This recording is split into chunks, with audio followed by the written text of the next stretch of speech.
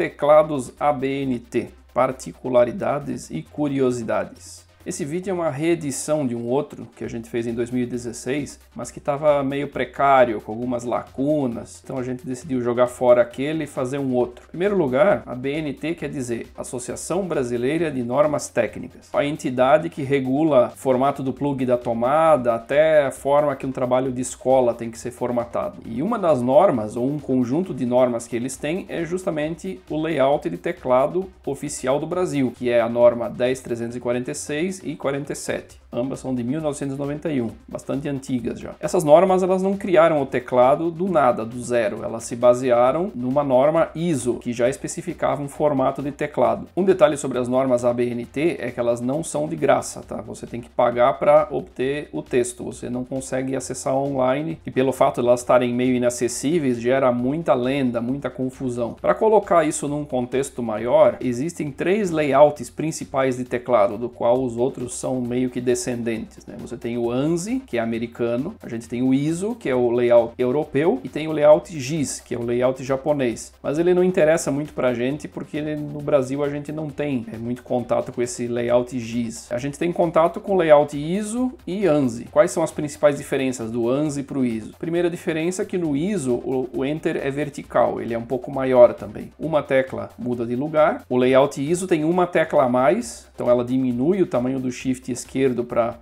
abrir espaço para uma tecla, e a outra figura é o Alt GR, quer dizer, a tecla Alt direita deixa de ser Alt, ela passa a ser um terceiro shift. Ela dá acesso a uma série de símbolos que os idiomas europeus, inclusive o português, têm, a mais que o inglês. Aí a gente tem, digamos assim, a genealogia do teclado ABNT. Como a gente disse, ele é muito baseado na norma ISO, mas o padrão ABNT de teclado, ele especifica 2 layouts, não um só. Tem o ABNT1, que praticamente não se usa, ou eu nunca vi, pelo menos um teclado desse ao vivo, e tem o ABNT2, que é o que a gente encontra no mercado. O layout ABNT2, apesar dele ser baseado no ISO, ele empresta alguma coisa do padrão ANSI também, conforme a gente vai ver. Esse layout ABNT2, ele tem 2 subvariantes, por assim dizer. Uma tem uma 4ª tecla para barra e ponto de interrogação, e a outra não tem. Aí você tem que acessar esses símbolos pelo Alt GR. O ABNT1, como a gente falou, é muito raro, e se comenta que existia um teclado ABNT pré-1991, que é baseado na norma de 1987. Também não consegui achar nenhum exemplar para comparar. Não consegui achar nem a norma de 87 para ler. Então, o que se diz é que esse layout de 87 não tem Alt GR. Bom, aqui a gente tem as 2 variantes que a norma ABNT especifica para o layout brasileiro. A ABNT1, que é a de cima, ela se parece mais com o layout português e Portugal. E o layout de baixo, o ABNT2, ele lembra um pouco o layout ANSI. Na questão da acentuação das 2 variantes ABNT, resolvem a questão do mesmo jeito. Você vê que os 2 são iguais nessa parte, né? Tem C cedilha, tem as teclas mortas em vermelho ali. Voltando ao ABNT1, que como eu disse é uma variante que praticamente não existe no mercado, por que ela é parecida com o layout português de Portugal? Porque a sequência dos símbolos lá em cima dos números, essa sequência é o que a gente chama de bit paired. Ela está na mesma sequência da tabela ASCII. E os layouts europeus, em geral, seguem essa sequência aí. Isso aí é uma herança dos teclados de teletipo, né? Então aqui a gente tem uma comparação do ABNT1 com o Portugal. Então você vê que tem semelhanças na questão dos símbolos em cima dos números, e claro que tem diferenças, né? Uma trivia, uma curiosidade vinda direto dos anos 90, né? Às vezes, quando você comprava um PC, vinha um teclado no layout português de Portugal. Não vinha nem ABNT1, nem ABNT2 e nem americano. Vinha português. É um layout bem complicado, porque ele é totalmente diferente do que a gente está acostumado. Principalmente os fornecedores de PC do mercado cinza, né, tinham essa coisa de fornecer teclado português. Eu acho que eles faziam isso pelo seguinte: como o layout português lembra o layout ABNT1, eles pensavam, bom, eu vou importar o teclado português e vou ficar dentro da norma. Ninguém olhava com muito cuidado. Por que eu estou citando essa curiosidade? Porque até hoje tem muita gente que se confunde por causa disso. Na hora de configurar o teclado, configura como português de Portugal. E, obviamente, as teclas não batem. Aqui a gente tem o layout ABNT2 comparado com o ANSI. Nesses 2 layouts, a sequência dos símbolos em cima dos números, por exemplo, o 2 é arroba, o 7 é o e-comercial, o 8 é o asterisco. Essa sequência ela vem dos computadores IBM PC, né? O padrão ANSI simplesmente referendou o que a IBM fazia no seu teclado. E a IBM, por sua vez, fez essa sequência de símbolos porque isso vem das máquinas de escrever. A IBM já fabricou muita máquina de escrever antigamente.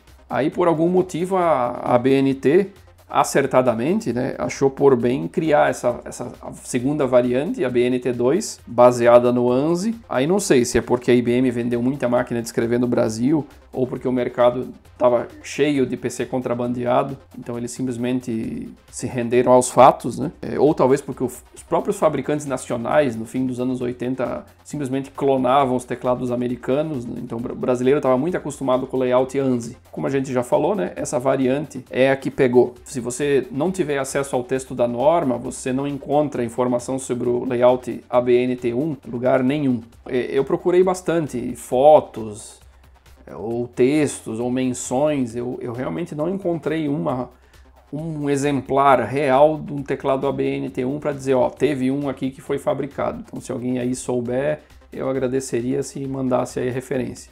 Da mesma forma, né, existe uma lenda urbana de que o teclado ABNT1, na verdade, é um teclado sem Alt-GR. Isso não está certo, tá? Na norma, as duas variantes têm Alt-GR. Só se a versão de 1987, lá da primeira versão da norma, é que não tinha o Alt-GR. Mas eu também não encontrei nenhum exemplar, nenhuma foto, nenhum desenho para dizer, ó, tá aqui uma versão paleolítica do teclado ABNT. Eu tinha dito antes que o layout ABNT2 tem duas subvariantes, né? O layout ISO já tem uma tecla adicional, que aqui eu marquei em azul. Aí o layout ABNT2 adiciona uma segunda tecla extra, que é a marcada em amarelo, do lado do shift direito. Se essa tecla não existe, ela é opcional, você teria que usar o Alt-GR para chegar nos símbolos da barra, que seria Alt-GR-Q, e do ponto de interrogação, que é Alt-GR-W. Então aqui está um exemplar real, né, de um teclado velho que eu tenho aqui para teste. Então você vê que os shifts esquerdo e direito ficam até pequenos, né, de tanta tecla extra que tem. Essa tecla extra ali do lado do shift direito, ela até é prevista no padrão ISO. Então um layout nacional pode adicionar uma tecla a mais ali. Porém não é comum. O layout brasileiro, no fim das contas, é o único layout descendente do ISO que tem essa tecla extra. Então ele meio que vira um pária no mercado porque um fabricante tem que fabricar um teclado específico para o mercado brasileiro, né? Então só grandes fabricantes que vão fabricar milhões de unidades e que vão se dar o trabalho de fazer um teclado diferente, né? Por exemplo, não tem MacBook com layout ABNT. Tem em português de Portugal, mas não tem no layout brasileiro. Como se não bastasse, né, tem mais uma tecla extra, dessa vez no bloco numérico. Ela é a tecla do ponto. Por quê? Porque o separador decimal em português é a vírgula, colocaram uma tecla a mais para você digitar o ponto. Isso não é exigido pela norma, tá? Se você lê a norma 10347, não diz lá que é para ter uma tecla a mais, ela só diz que o separador decimal tem que ser interpretado como vírgula. Se você olhar outros layouts de teclado alemão, francês, belga, né, que são outros idiomas que o separador decimal é vírgula, eles não têm essa tecla extra também. Então não sei por que os fabricantes de teclado no Brasil acharam necessário colocar essa tecla a mais aí. Bom, a pergunta final é, o teclado ABNT2 é bom? Por exemplo, se você for digitar textos em português, que tem muito acento, principalmente textos legais, que tem aqueles símbolos de parágrafo, aí ele é imbatível. Ele não desvia tanto assim do ANSI, né? Então quem usa teclado americano passa a usar o teclado ABNT, não perde toda a memória muscular. E o que mais o pessoal gosta do teclado ABNT2, fora a questão de digitação de acentos, é o Enter, né? Que ele é maior, ele é grande, é mais ergonômico. As desvantagens do ABNT2 são as seguintes. Primeiro, ele é diferente do ANSI, né? Então você vai perder alguma coisa aí de memória muscular. Nem todo fabricante oferece. Como tem mais teclas extras, alguns fabricantes simplesmente se recusam a fazer. O exemplo que eu dei, né, foi o MacBook, que tem no português de Portugal, mas não tem para o layout brasileiro. Por ter mais teclas, ele fica um teclado mais apinhado. Os shifts ficam menores. Então, se você gosta daquele shift grandão no tamanho padrão, o ABNT vai ser ruim porque os dois shifts são menores geralmente. Aqui é um exemplo de ABNT2 num notebook. Você vê que a quarta tecla ali, que tem a barra e o ponto de interrogação, foi jogada para baixo. É uma tecla pequena. Então ela está numa posição totalmente fora do padrão, né? Em que pese que esse teclado fez um monte de teclas aí com tamanhos estranhos, né? Aqui é o exemplo que a gente já tinha visto, né? De um teclado ABNT full size. Esse aqui está mais bem resolvido, né? Os shifts são menores, mas dá para conviver ainda com o tamanho deles, né? E esse é um teclado 60% baseado na placa DZ60 que a gente realizou aí. É a BNT2. Ele ficou bem apinhado porque o espaço é pequeno, então a gente teve que usar criatividade aí. Você vê que os shifts ficaram tamanho unitário, porque não tinha outro jeito de fazer as teclas encaixarem.